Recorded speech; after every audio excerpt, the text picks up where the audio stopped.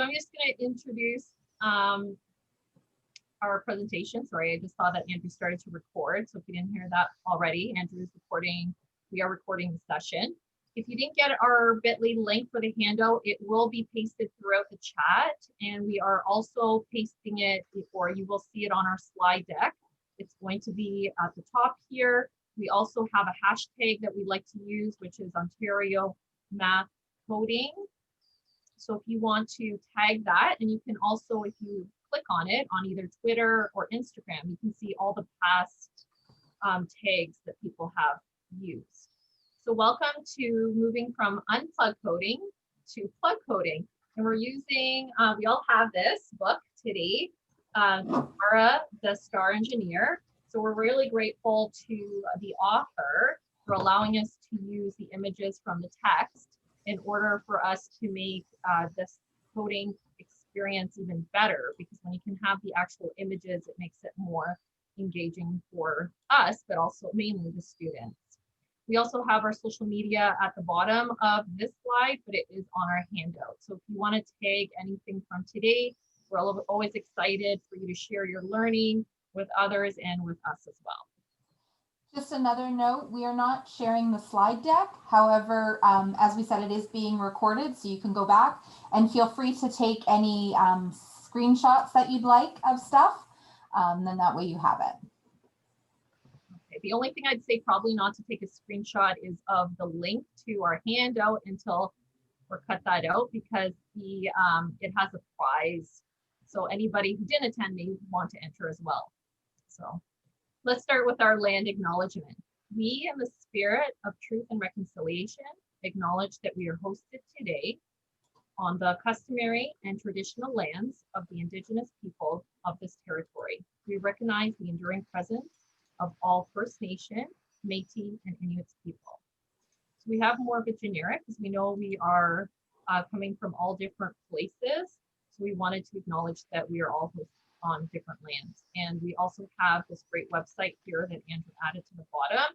And do you want to speak a little bit about that, Andrew? I was just going to say it's a really informative website for you to share with your students when you're thinking about land acknowledgement, where you're sitting in terms of the people, the languages, and the territories, the treaties. I know there's like 3 different options you can pick. It's really, really cool. It's for, I think it's for North America, if I'm correct. But someone might correct me in the chat. And thank you for also taking the link there for anybody who wants that for reference. So I'm going to let Leslie introduce herself, and then Andrew, and then I will introduce myself after. So my name is Leslie. I am currently a methods and resource teacher, a MART, and a resource teacher with the Toronto District School Board. And yeah. Hi, my name is Andrew McDonald. I'm a technology educator at the University of Ottawa Engineering Outreach Team currently. And yeah, so excited to be here sharing. I'm Melissa Seco, currently on mat leave until Friday, and then on Monday, I will be teaching grade 1-2 virtually until we go back to the classroom.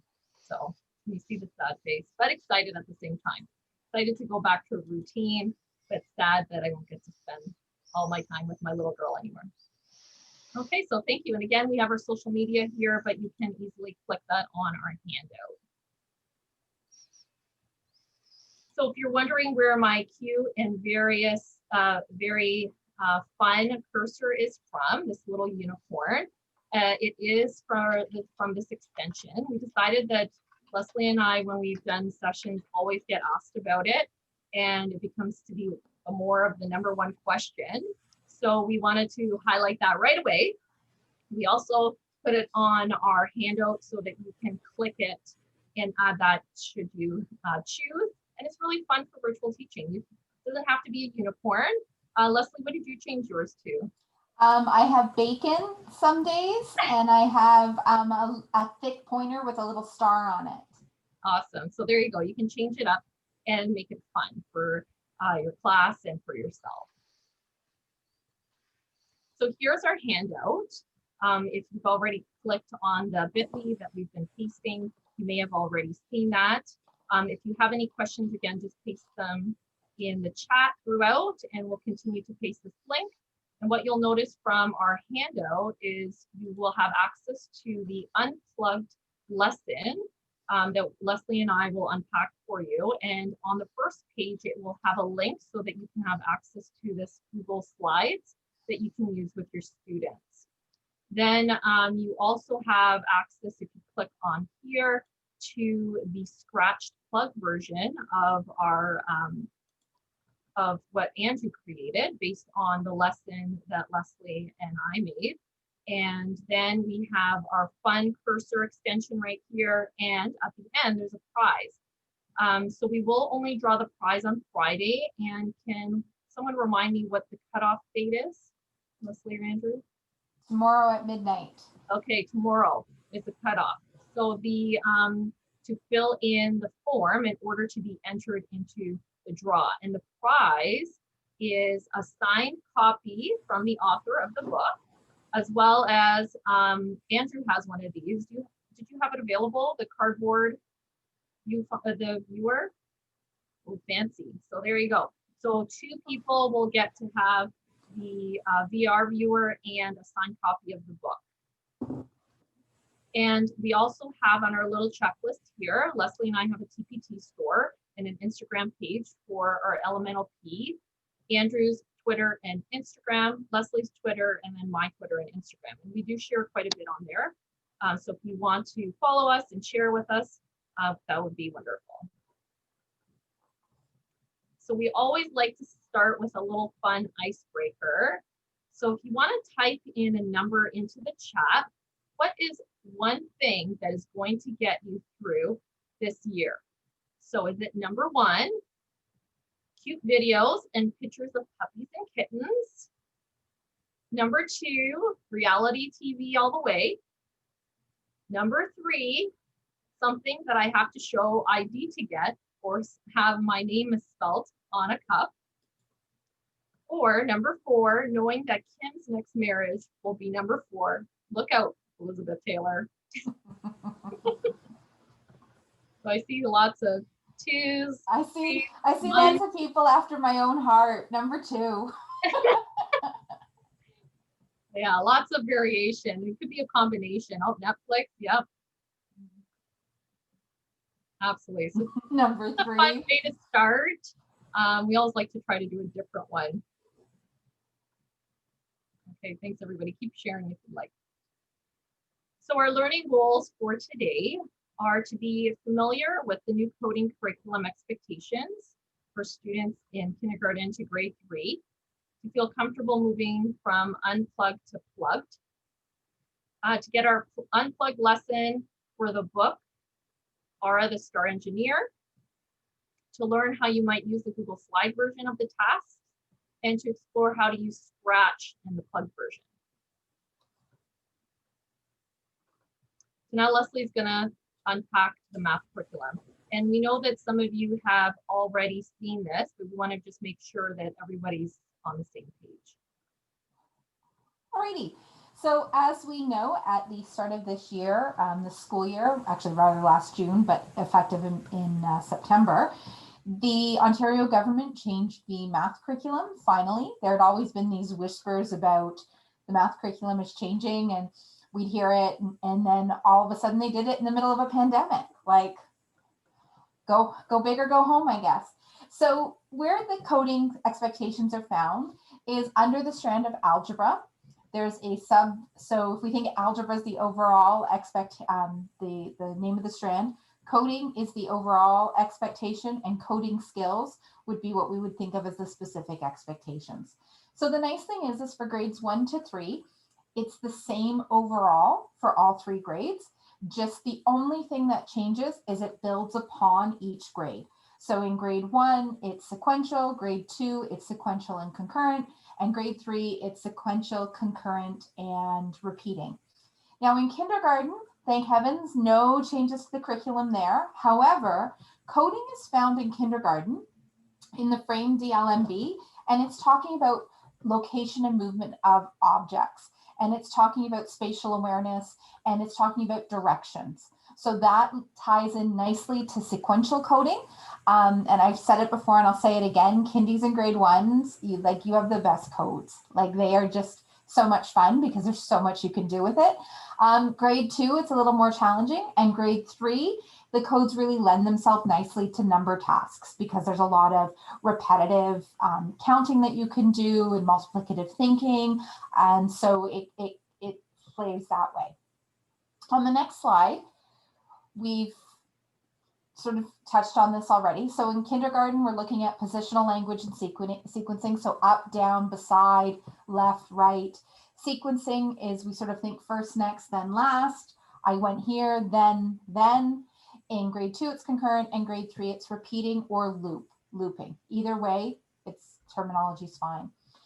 So when we look at the expectations, we wonder, okay, how do I take coding, which for many of us, we sort of think is, comma 8, comma 1 return, hashtag, all this sort of behind the scenes stuff that you see in Tom Clancy movies where the bad guy goes onto the computer and is trying to hack the FBI. But what does that mean in my grade 1 class? And so when we think of the achievement chart, which also didn't change, it's still the 4 areas of the achievement chart: knowledge and understanding, thinking, communicating, application. So the very first 2 words in the overall expectations say solve problems. So think about those problems. Are they presenting them as a question? Is it a provocation? Is it a more defined problem? What does your problem look like? And then we're having them create. Well, how are they going to create?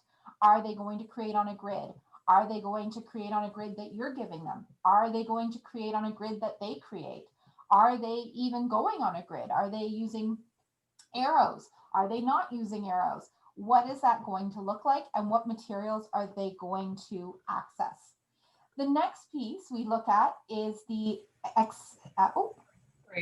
no, it's all good, is executing code.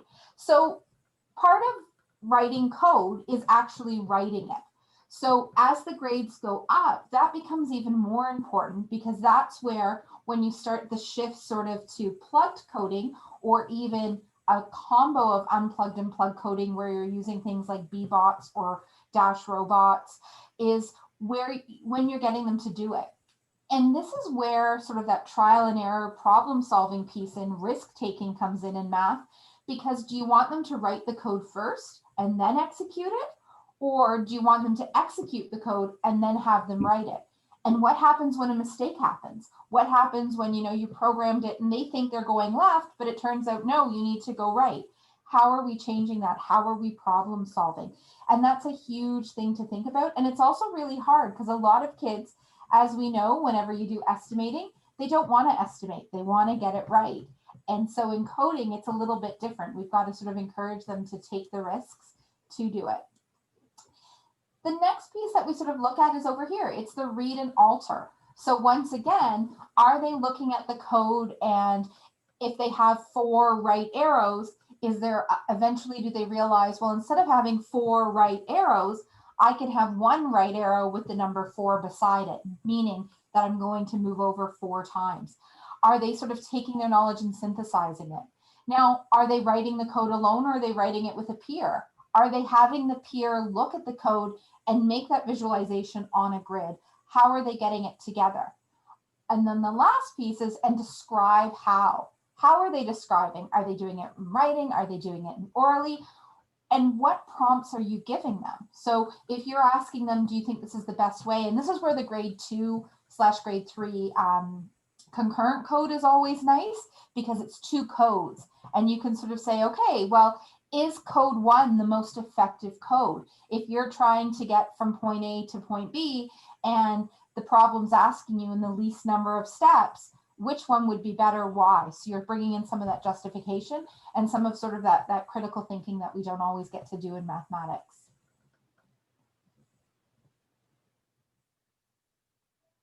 So a little bit about the story.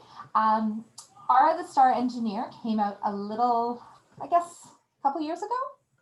I'm sorry, I don't have the exact date. But the author, Komal Singh, is an engineer who works at Google in Waterloo.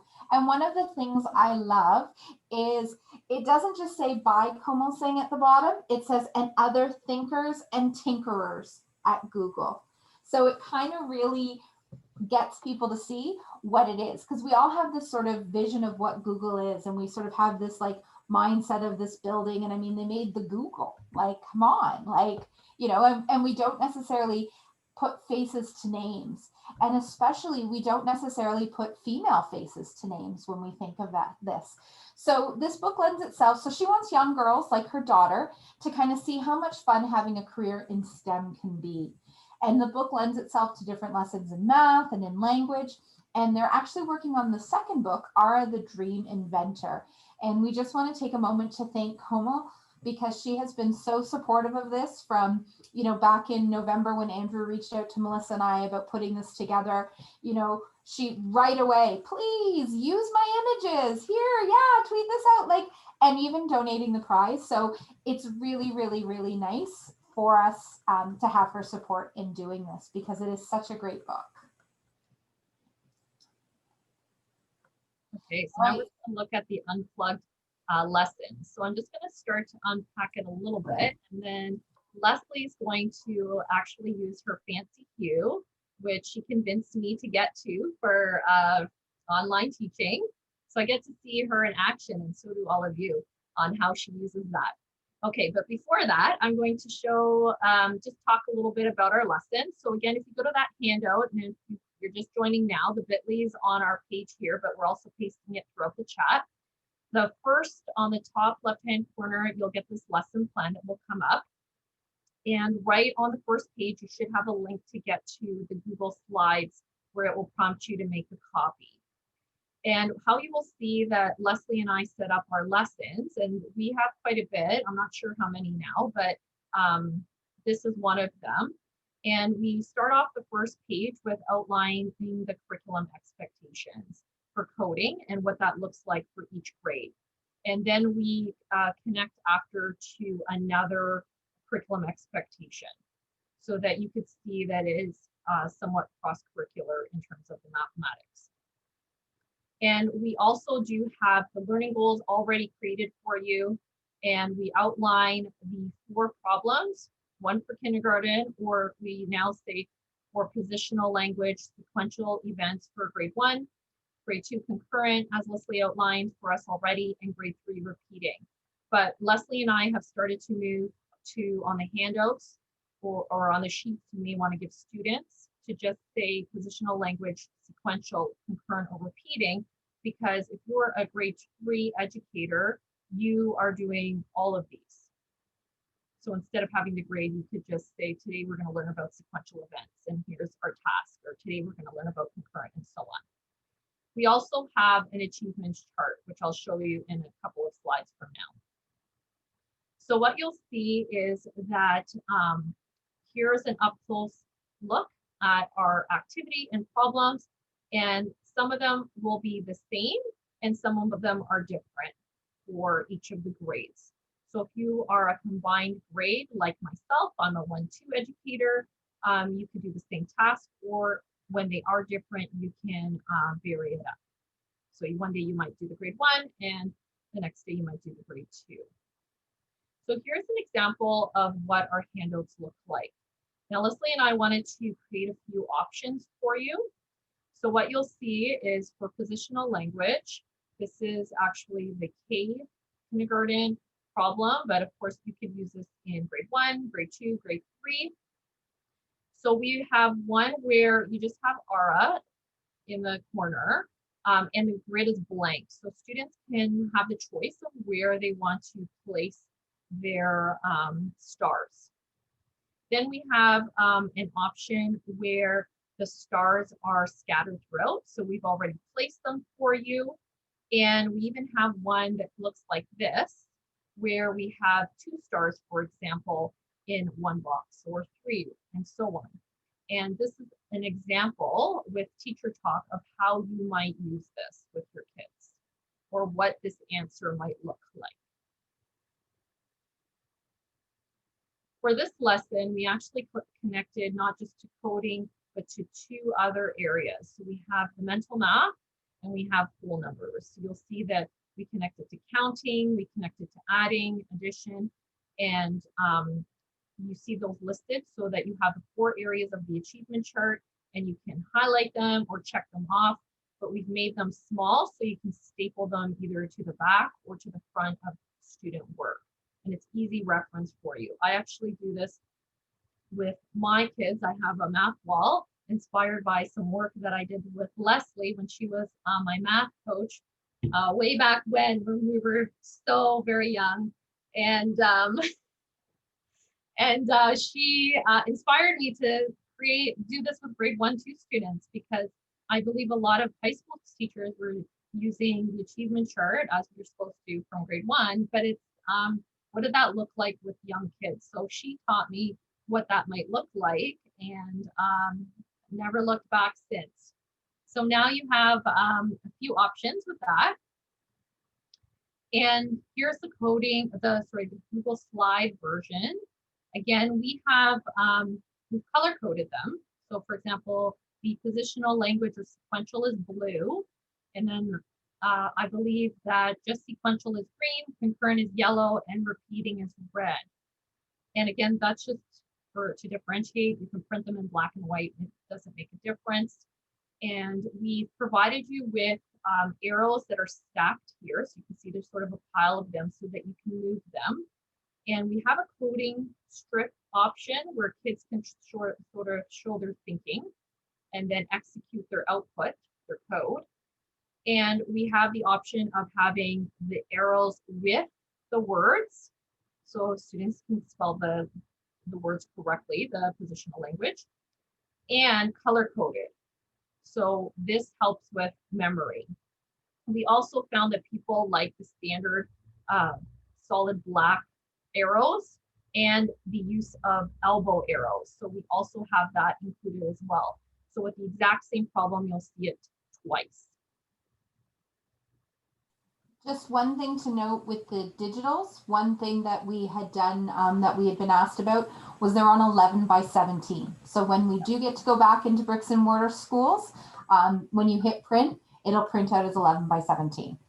Yeah, so make sure you change that on your option when you print. Otherwise, it will print a fourth or a corner of the handout. But big size is great because it's like having a poster size to work with. You could have the option of just having a coding kit, a standard sheet. You just paste in the problems that we created and use these sort of manipulatives and arrows. The grid is the background, so is the outline of the coding kit. Again, it's a digital one. We did not include this in our handout in the bit.ly, but Leslie and I do have this in our TPT store. So I do see a question about the difference between the coding strip and a grid. So the coding strip is kind of like a plan piece. So students kind of make out their plan here, and then they execute it on the grid. Is that helpful? And Leslie, did you want to add to that? So the coding strip is sort of where we think where they're writing their code, and then the grid is where they're going to execute their code. So you'll see the code, as you can see, going to the different stars on the big one, whereas on the little one, there won't necessarily be the stars there. It's just for them to think, I think it's going to go 4 left, 1 right, all of that kind of stuff goes on that.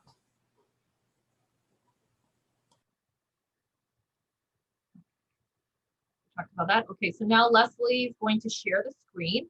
So again, you can see these are sort of what they look like in color, and like I was trying to say, with the different each different type of code or event is a different color. So Leslie's going to use her fancy hue now.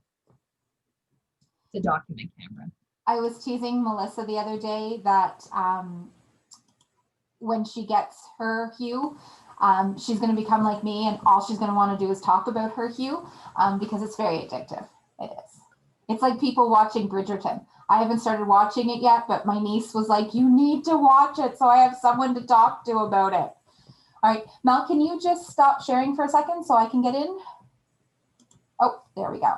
Okay. So I apologize if the light reflects a little bit. So let me just fix that.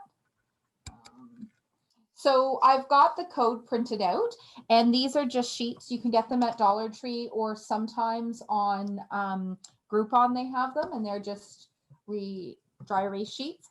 But I put it on just to help save. So this is our positional language. And as you can see, we've already got the stars on it. So we don't have a go because we've used Ara as the go. So the students can then decide how they want to go and collect them. And this is where in this problem, it says and count. This is where if you're using just regular addition, you can have the students show their work then. Or if you're working on grouping numbers, you can have them show it a different way. So for example, if I was working on skip counting, I might say to my students, okay, so now that you've done that, show me how you would count it. And then this is where the grouping comes. So there's my 2, and then pretend that there's other arrows. And then here's my 4, and then 1. So I would have 2 plus 2 plus 1 gives me 5. And that's how I know I've got 5 stars there. So that's just one way that you could do it. On this one here, it's got the pre-populated stars as well, but it's got some squares have 2 stars, some squares have 3 stars. So once again, depending what I want, if I want them to do skip counting, then maybe I'm going to have them after they've coded out what direction they're going to take. Maybe in this case, the person's going to count by 2s. So maybe they're going to make a group here, a group here, a group here. Maybe they're going to group this, and maybe they're going to group that. And then that's just when they're counting. The code is still going to be there. And I'm sorry, I didn't even start with Ara. I started at the wrong place. Sorry, I know. This code will still be there, but afterwards, the talking about it, the other expectation, the non-coding expectation, the number sense expectation, that's when I'd have them talk a little bit more about that. For the sequential, Ara wants Deedee to figure out how many stars are in her galaxy, show how you counted all the stars in the grid. So once again, you kind of have them code what they were thinking. And so maybe you're going to see once again the groups of 2. So maybe they're going to say, well, I decided to count by 2s. So I'm going to go 2, 4, 6, 8, 10. And then I'm going to go this way, 12. And then I'm going to go here and go 14. And then maybe I'm going to go here and go 16 and carry on. Maybe they're going to look at groups of 4 instead. And this is where the DI really comes in, is students who are really good at their number sense might go for higher numbers. Students who are a little struggling or a little unsure may start at a lower number, but regardless, you're still honoring and valuing everybody's attempt at the process.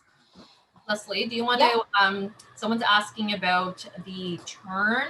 So you do have an elbow arrow on yours, if you can, or you can use 2, I was about to type 2 arrows in one box. Yeah, so you could do this, or just say I'm over here, and from here I want to go down and maybe left.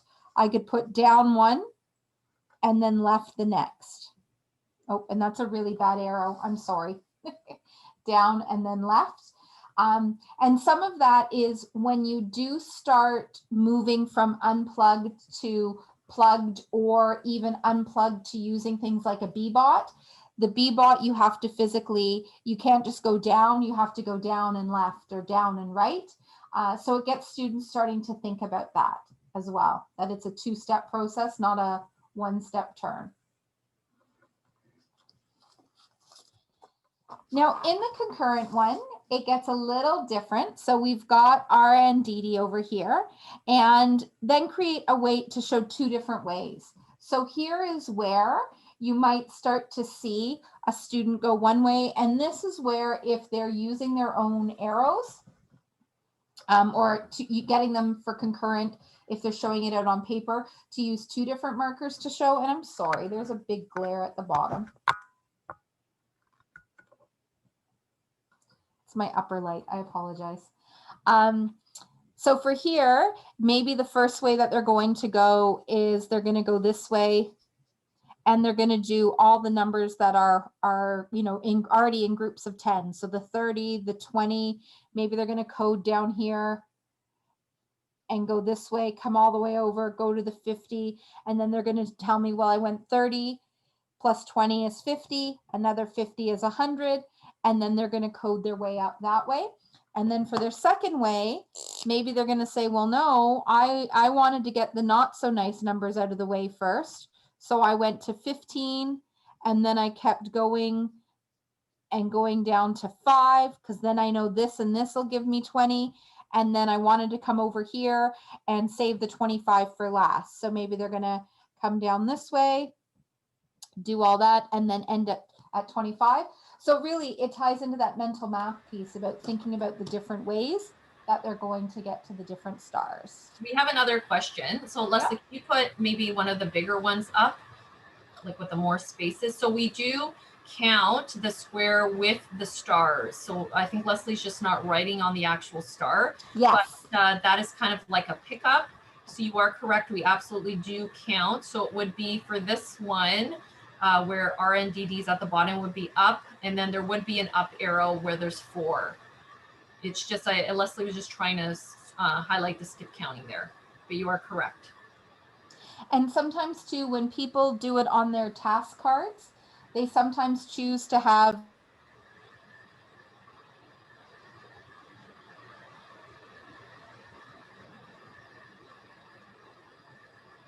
Oh, we can't hear you, Leslie.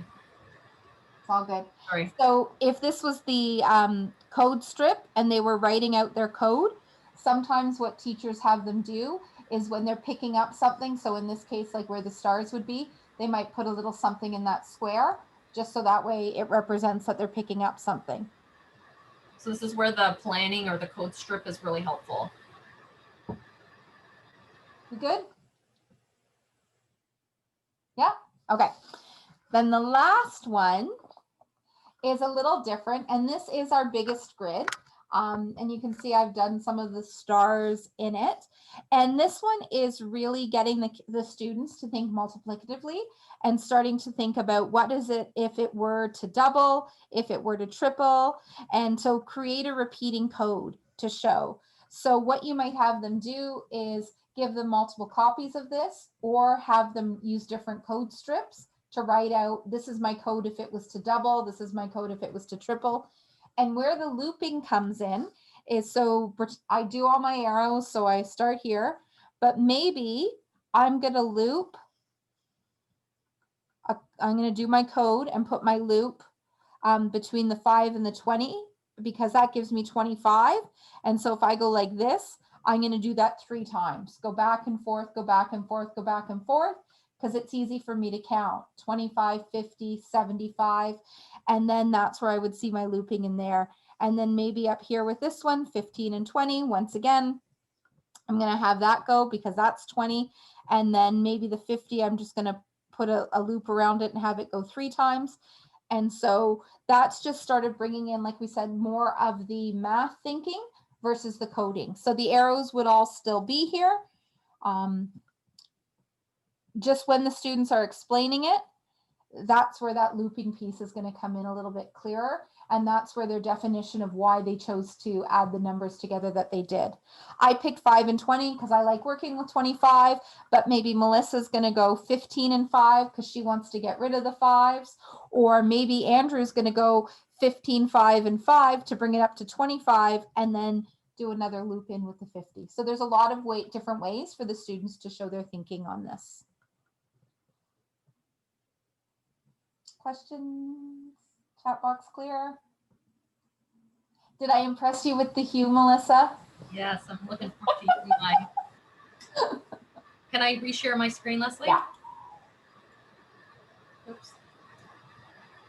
Let's see here. I can make it work. There we go. Okay. So now we have, I guess I didn't need to, because now Andrew, you're up. So we're going to paste again the link so that you can get to this really fancy Scratch programs that Andrew created. All right. So do you you want to continue, yes.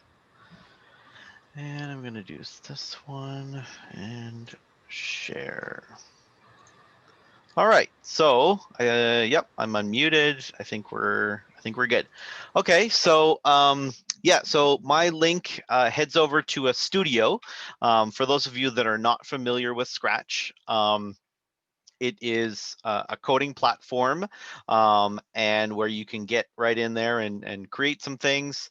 So I sort of took the ideas that Melissa and Leslie had shared and created a few sort of basic ones. But I'm actually interested in also hearing some of your ideas.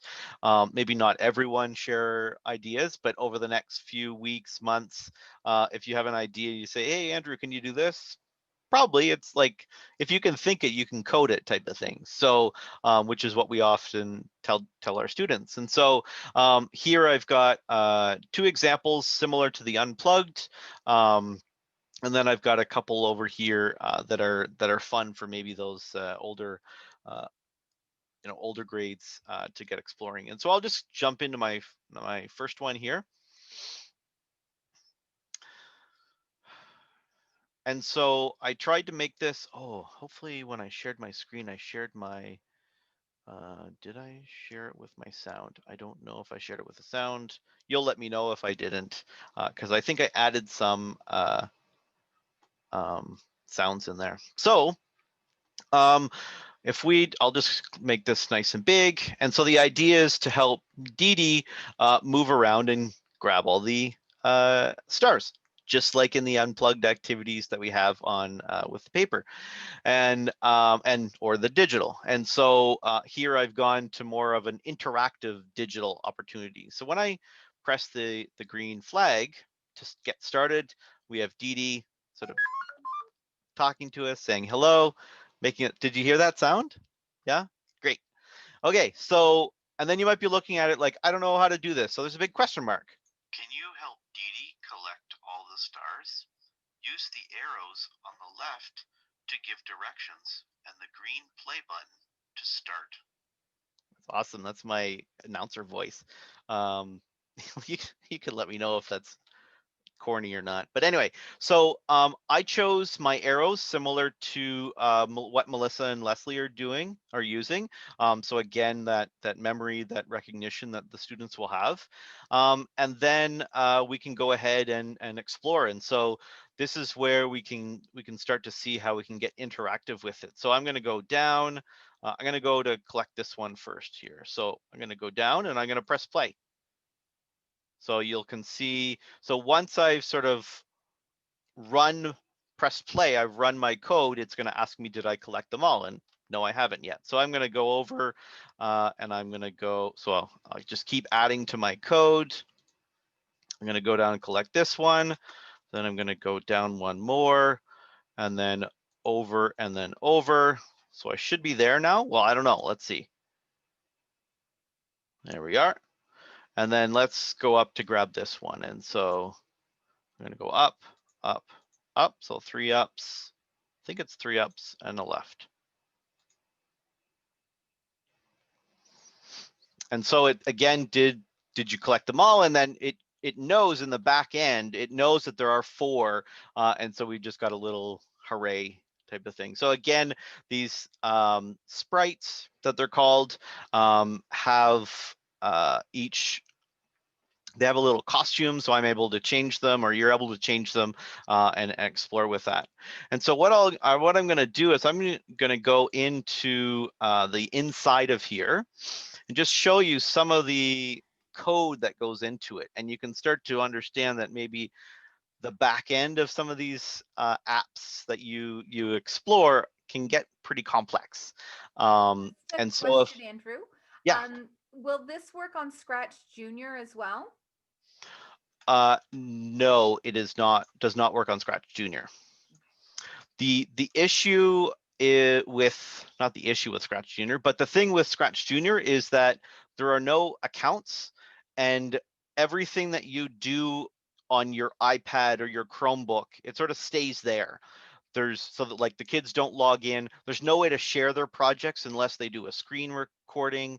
And so it's like very, very basic in that sense. So I know that I've had some friends like, how do we share their projects and that sort of thing. So, but yeah. So we have a question also about, it says, do I just sign up the kids and unleash them, or are there lessons? So you can use the lessons that Leslie and I started, and then sort of have them maybe do it unplugged first. And then you can go to this link that Andrew has created where the project's already done. So you don't have to actually do the coding part. That's behind the scenes. They could do the coding where Andrew's used this red grid here, sort of like our coding strip there, and do it the same way. I hope that helps answer the question.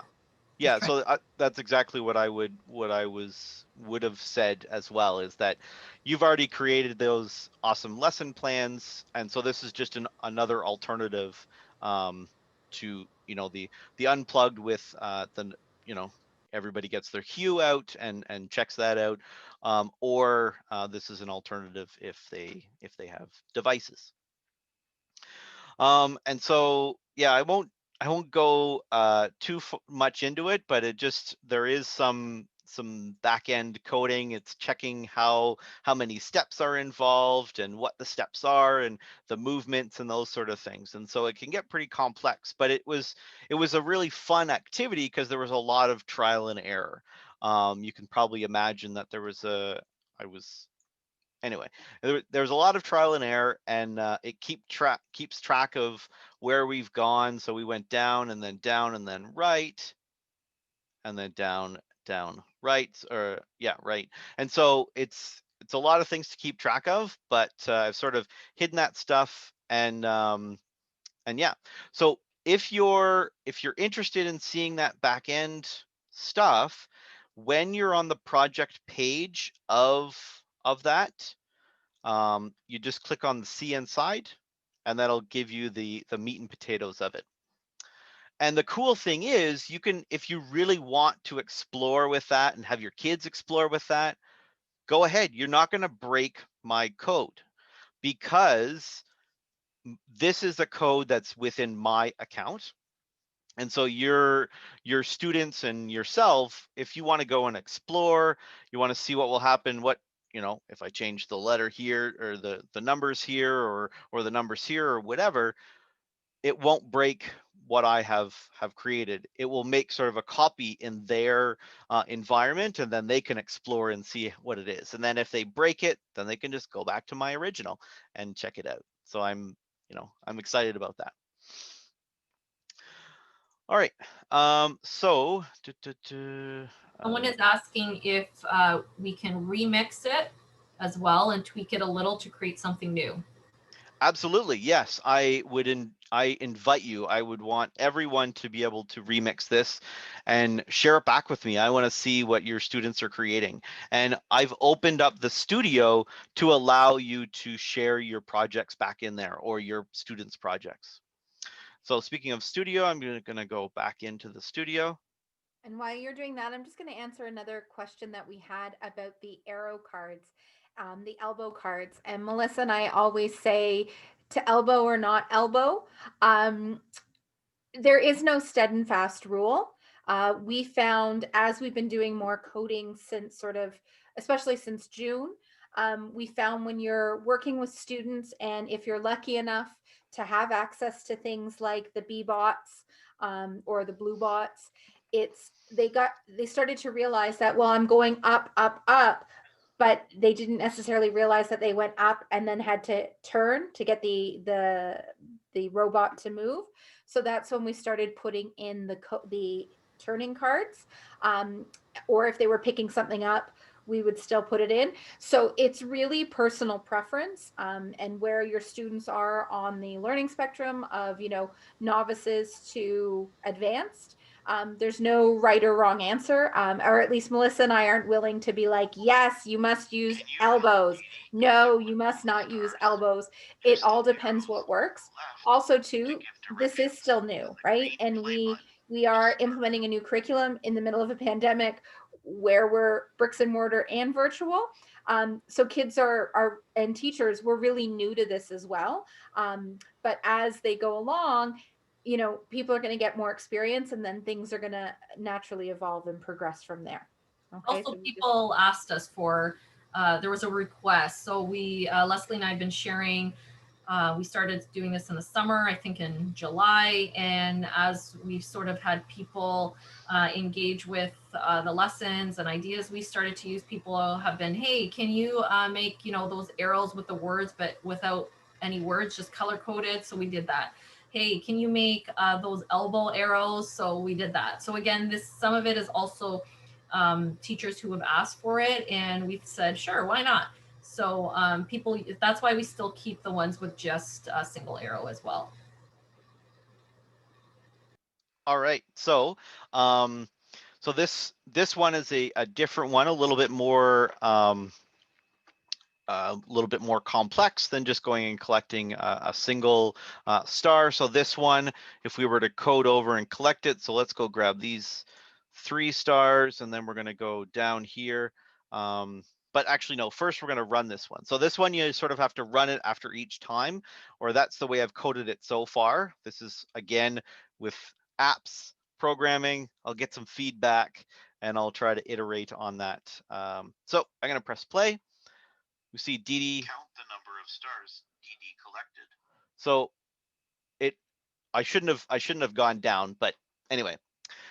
So it's now Deedee is now asking me how many stars did I collect. So I can go ahead and I can count. And actually, if you've noticed at the bottom screen here, or bottom of the screen, there's an option for me to actually type in this. So it gets the students to start recognizing their numbers. And so, you know, and if anybody's French out there, let me know. I'll do a remix in French.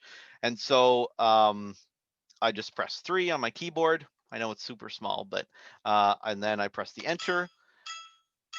And so it does, that was 3 stars that I collected, ding, ding, ding. And then it erases it. And now I can go on and collect this one. So we're going to go down and then over, over. So down and then over, over. Count the number of stars Deedee collected. And so that one is 4. So that was 4 dings. And now we're going to go down, down, down, or over and then down, down. Count the number of stars Deedee collected. And then that one was 1. Now I'm going to make a mistake here to show you that I know that I have a mistake in my code already, because if I say 2, count the number of stars Deedee collected. Did I fix it? I don't know. So it didn't like 2. So it knows that it's 2, and so I got to go back and I'll try 1 now. Oh, 1 worked. And so this is again, so maybe I did fix it. I don't know. I guess I did do it correctly. Well, yeah, let's pretend that I did that. Yes, way to go, Andrew. So we'll just quickly move over to count the number of stars Deedee collected. Okay, so we got that one is actually 2, and then great job, you collected them all. So there was 10 in total there. Now, if you want to work with bigger numbers, let me know and I'll make a remix for you. So these are things that I can, you know, not pretty easily recreate. And so again, we don't need to dive into the back end of it, but we can do that. one question that's come up, Andrew, is once the students open up Scratch, how do they get to these templates? So how do they get there is based on you will either give them the link through your LMS, however you deliver information to your students. You can copy this link that's at the top here, or there's a copy link option here, and you can just take that, copy that link and put it into however you communicate with your students. So if that's in your Google Classroom, in Brightspace, in Teams, in emails, so you would have, or you know, if you've already got something in there, then you can go ahead and share it that way. And so these 2 ones, this counting with D, and then the other one that's the simple one, are yeah, you would just do it that way, and then the other ones I can show you in a few seconds. Another question that's come up is what happens if you make a mistake with the arrow directions? How do you fix that? All right, so let's go back to the other one because it this one has my introduction at the very beginning, whereas the simple one, I didn't do that. Oh no, went too far back. This is the simple one. So if I did make a mistake with my arrows, so I go down over, oh, and I wanted to, you know, I went too far over sort of thing, or I wanted to erase something. You can't erase just one arrow. You have to restart. So you have to start again. So you pick you do the pink big eraser button. And so you have to write you have to press the green flag again to restart. And then if for example, you make a mistake and you want to go left here, or you're trying to get outside of the grid, Deedee knows that you've gone outside of the grid. And so they will remind you that you've gone too far. And then also you only have 16 blocks to be able to code this, which should be reasonable given you've got about 20 blocks over here to collect. So unless there's things all over the place, then which so far right now, these are hard coded in here. My next iteration, that's why this one's called simple. My more complex one, which I'm in the process of working on, is these stars will be randomized where they're going to be located. And then so every student will get a different one and they'll have a different code that they have to explore. And so I'm not sure if that's a good thing or a bad thing. It'll be good when you're in person. It might be bad when you're in remote, like get them to share their screen and anyway, but yeah. We've had a few more questions come up. One, is this type of code considered concurrent? It's a sequential code. So concurrent is when we'd have two codes going at the same time. And I don't know if you have any Scratch versions of that yet, Andrew. Do you? Not with Deedee, but I can show you in my other stuff, in my other one that would have concurrent. Perfect.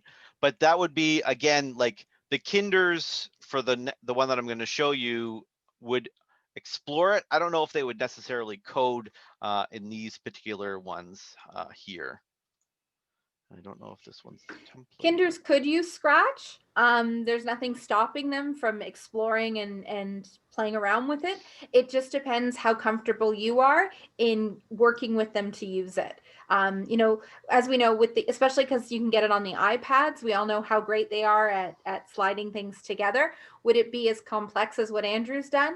Probably not. But would they code their own little things and have the sprite move? 100%.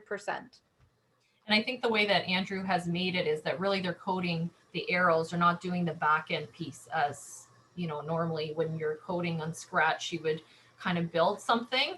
So Andrew has sort of taken care of that. So I really love it because I'm planning to use this with my kids too. So yeah, just pasting the link there.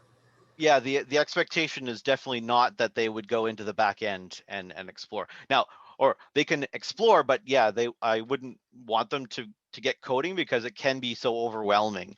And so that's where this example that I've shown, we've only got a few more minutes to show. But this one, I've gone ahead and created a catch the stars. So Deedee is catching those falling stars. And so I've got a finished version of it here, but I've also created a template that is completely blank. And then I have a YouTube video that I just recorded today. So hopefully everything worked out well. I did a quick review and it looked good. But you can watch it, or your students can watch it, and it will go through the step-by-step of coding the concurrent thing. So concurrently, Deedee was moving back and forth. I was using the arrow keys to move back and forth. And then the stars were falling down. And so you would code those to be running at the same time. And so, but yeah, so I have those again. They're in there for your interest. Again, that's where, you know, you want to get them to start exploring with Scratch. This is something that they could explore if they wanted to follow that tutorial. So just two other questions that have popped up. One is about the use of Osmo. Melissa is a huge fan of the Osmo coding pieces, and I've slowly started to come over to it as well. It is a great start sort of between that unplugged and that plugged. And for people talking about now that we're remote and everyone has a device, what we would suggest is spend some time doing some lessons on left, right, up, down, and maybe start before you get into Scratch, because the great thing about Scratch is it's never ending. The bad thing about Scratch is it's never ending. Because there's sprites and there's directions and there's all sorts of things involved. So if you started with maybe like the Google Slide version of coding that Melissa and I have set up with, just because it's a little less bells and whistles. And then, you know, on Friday, pull out, okay, look at it in Scratch, and then let them. Then that way they're thinking about the code, because at first on Scratch, they're going to want to push the arrows and have it make beeps. And as Melissa says, drive it like a race car, and they're not going to necessarily think about the directions. Whereas in the Google Slide version, all they've got is to think about the directions.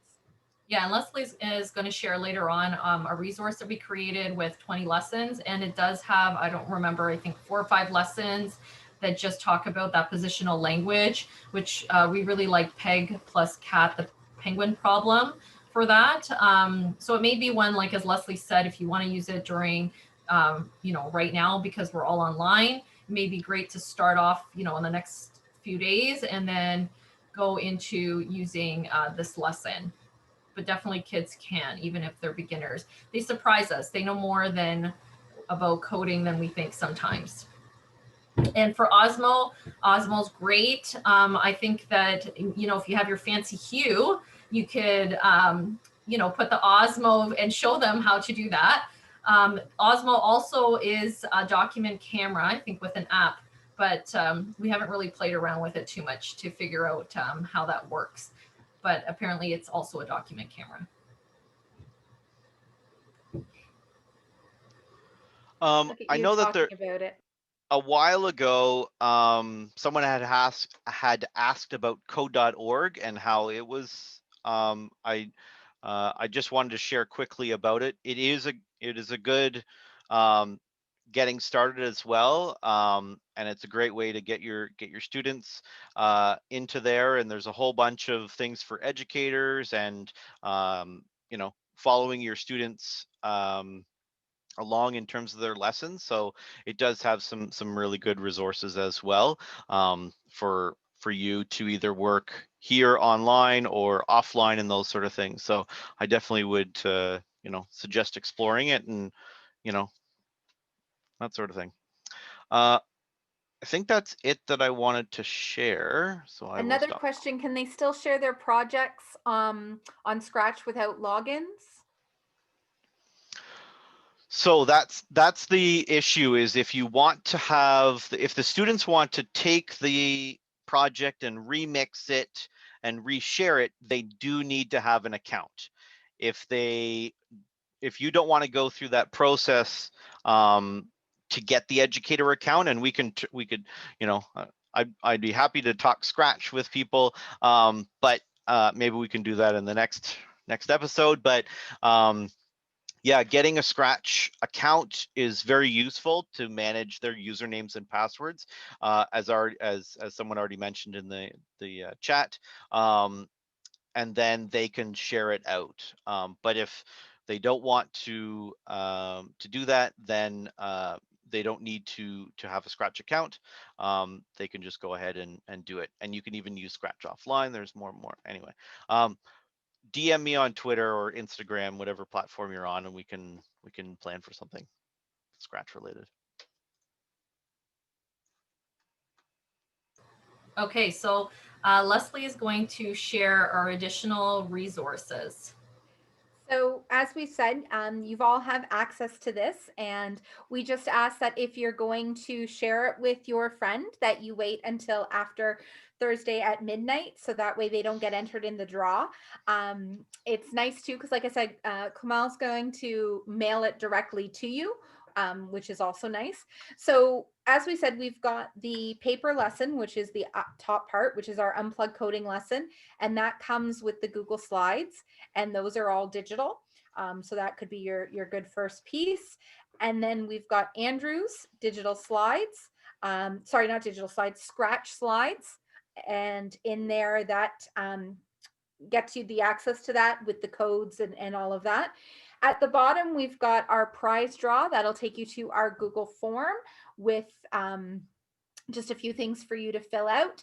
You can stay connected with us. As we said, we've got all of our socials as the kids call them, on the side there. So Melissa and I each have our own individual ones. And then on Instagram, we go by our little brand, LMNOP Resources. And then Andrew's got his Twitter and his Instagram. And then Melissa's also got her Instagram up there. So please feel free to reach out, DM any of us. We love getting DMs. Melissa and I love getting pictures of all the different codes in progress, and we love hearing from you. And we love getting questions and answers, and helping you answer and sort of navigate through all of this, because teachers always really have to count on each other, and especially more so than in previous years.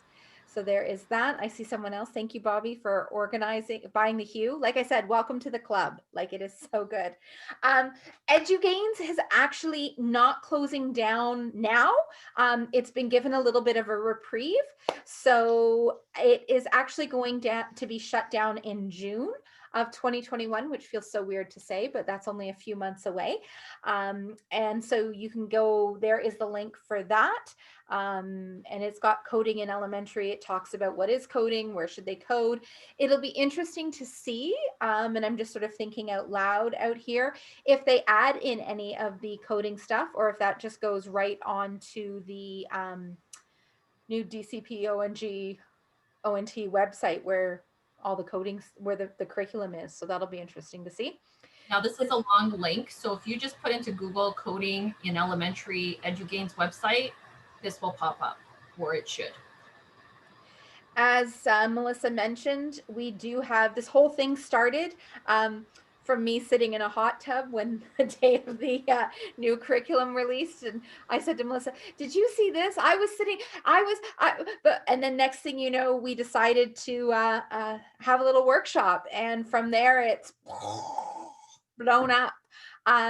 So this was our original document that we pieced together. It's over 300 pages. It comes with digitals. We've actually, because Melissa is going back to work on Monday, I don't want to say it too loud because she's not quite ready for it yet.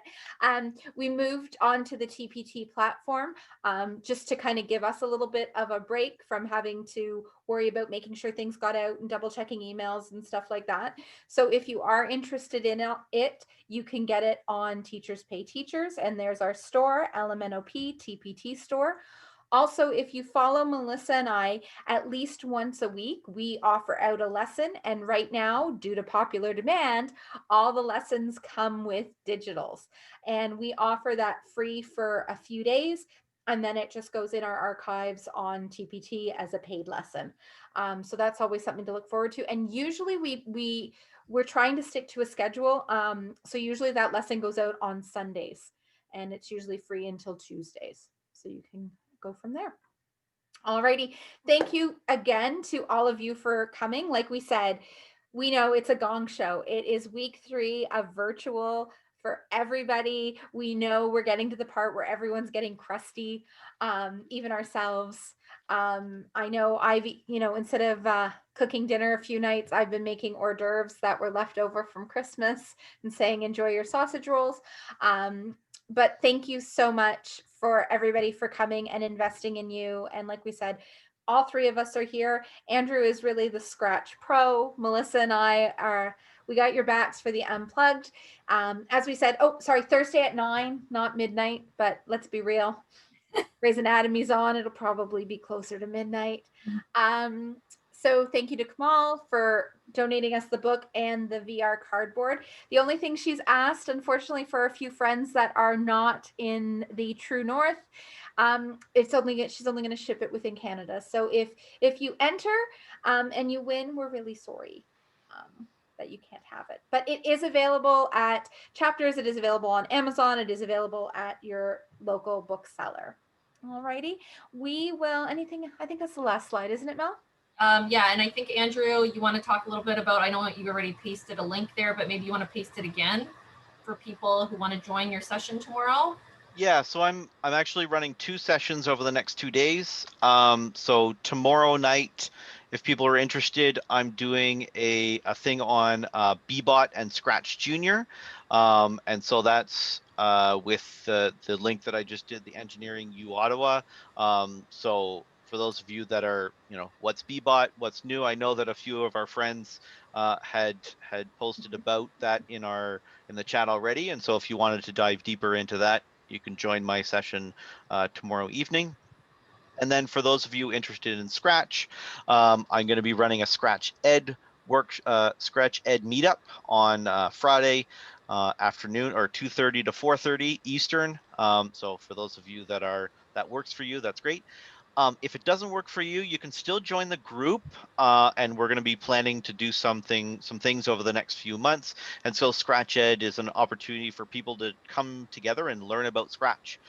It's not a formal lecture type thing; it's Ed Camp style, and so definitely excited to share with you during those times. Thank you very is much. the recording for this, Andrew, going to be up on the U Ottawa site? No, it will be on my personal YouTube channel, and I don't know when I will do that. Hopefully, maybe, I don't know if I'll get it tonight, but tomorrow.